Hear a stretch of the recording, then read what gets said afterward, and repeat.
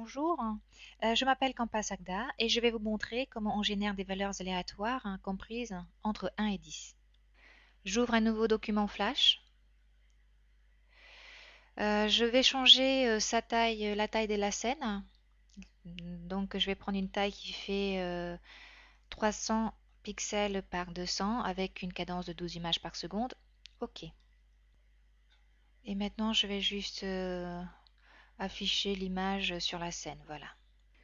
Je vais sélectionner l'outil texte ou T sur votre clavier parce que je vais insérer sur la scène une zone de texte dynamique.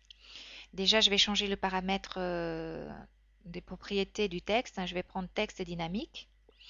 En police en Arial, c'est très bien. En taille de police, on va prendre une taille qui fait 30. En couleur de remplissage, je vais prendre du rouge. Je vais centrer. Je me positionne sur ma scène et je vais tracer justement cette zone de texte dynamique. Je vais donner un nom au niveau de la variable var. Je vais mettre valeur. C'est ce nom de valeur qui, quand on va utiliser notre action script, va afficher la valeur aléatoire du nombre. Je vais ouvrir maintenant le panneau action image du texte dynamique. Voilà. Et je vais écrire la fonction suivante. Alors donc c'est la fonction aléa. Parenthèse ouvrante fermante avec l'accolade ouvrante. Je vais un peu plus loin et puis je ferme cette accolade. C'est-à-dire que tout ce qui va la fonction aléa va prendre en compte toute la commande qu'on va écrire à l'intérieur de cette fonction. Voilà. Je mets underscore root.valeur, c'est-à-dire la valeur, c'est le nom qu'on a donné à la boîte dynamique, égale math random, c'est une fonction aléatoire de Flash. Voilà, et maintenant j'ai terminé la fonction pour cette boîte de dynamique. Je vais maintenant créer le bouton. Pour créer le bouton, ce qu'on va faire, c'est qu'on va faire CTRL F8. Je vais l'appeler BTN aléa, c'est-à-dire que c'est le bouton aléa de type bouton. Je mets OK. Je rentre dans le symbole bouton aléa. On le voit ici. Alors, ce qu'on va faire, c'est que je vais euh, sélectionner l'outil ovale ou O sur votre clavier. Je désélectionne la couleur de trait parce que j'en ai absolument pas besoin. Je prends couleur de remplissage et je vais vous montrer comment on fait une nuance de dégradé. Dans le cas, on va prendre radial. On va double-cliquer sur cette espèce de maison bleue et on va changer de couleur. Je vais mettre du rouge par exemple. Et cette deuxième maison, c'est ce qui va nous faire le dégradé. Pour l'instant, c'est du blanc, on peut mettre du jaune. Et ce jaune-là, ce qu'on va faire, c'est qu'on va baisser son alpha à 0%.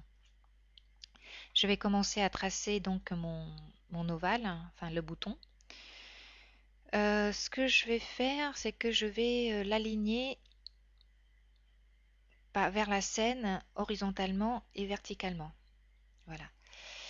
Alors là, c'est quand on est en position sur le bouton haut, la couleur est rouge. Ce qu'on va faire, c'est que quand on va se mettre au-dessus du bouton, on va le faire changer de couleur. Donc je mets une clé, une image clé. Je fais F6.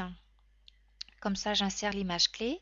Et ce que je vais faire, c'est que je vais changer la couleur de cette image clé. Je vais mettre du vert avec la petite couleur, si j'arrive à l'attraper, voilà, noir. Et on va baisser cette couleur à 0%. Voilà, normalement, on a terminé notre bouton et je reviens à la séquence 1. C'est-à-dire, je reviens sur la scène principale. Ce qu'on va faire maintenant, c'est on va ramener le symbole qu'on vient de créer.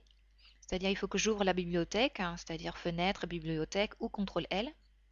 Je vais placer la bibliothèque ici pour que je puisse la voir, hein, voilà. Et puis je prends le bouton aléa et je l'amène sur la scène. Mon bouton est sur la scène. Ce que je vais faire maintenant, c'est que je vais lui ouvrir son panneau action et je vais lui dire maintenant bah, que le bouton est là. C'est-à-dire que si jamais on clique dessus, il va jouer la fonction aléa.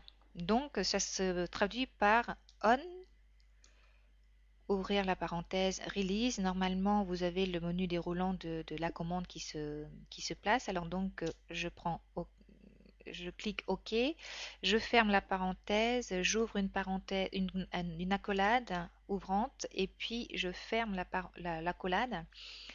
Je me remets à l'intérieur et normalement, on avait dit qu'on allait mettre route aléa, c'est-à-dire va jouer la fonction aléa.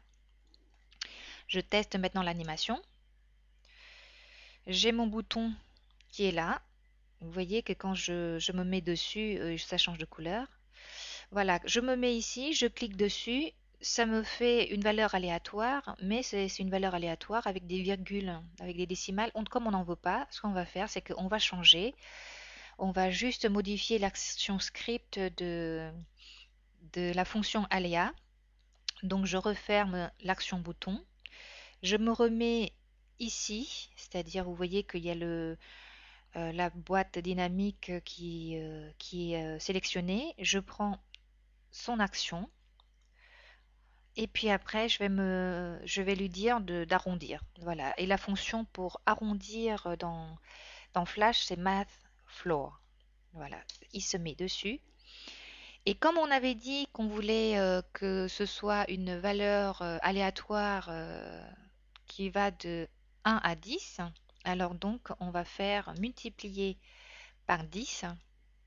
Il faut juste savoir que dans la fonction flash, les nombres, si on met 10, les nombres sont compris entre 1 et 9, auquel il faut rajouter une valeur, il faut le rajouter 1.